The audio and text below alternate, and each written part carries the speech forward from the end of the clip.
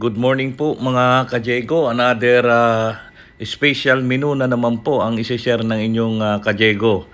Ito po ay tinatawag natin na ginataan na gabi o tinuto sa Laguna.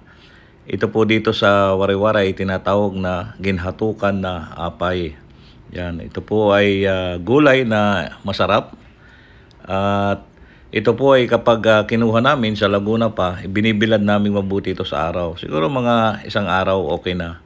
The following day, nililinisan nating mabuti. Hinugasan mabuti, nililinisan mabuti. Tinatanggal yung mga doon sa part nung katawan. Tinatanggal natin yung pinaka-skin niya, yung balat. And then dito sa dahon, yung mga matitigas na part. Ito po. So, and then, katapos nito, i-ready natin yung mga sangkap niya na gagamitin natin sa pagluluto ng ginataan na gabi or ginhatukan na apay. Ito po mga sangkap. Simple lang naman po mga sangkap. Sibuyas, bawang, dilaw, luya. Meron pong siling labuyo at paminta. Konting pork. Merong coconut milk.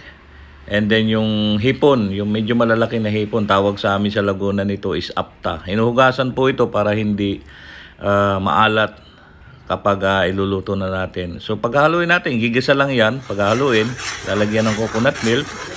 And then kapag medyo malapot na at luto na, ihalo po natin yung una yung katawan ng gabi.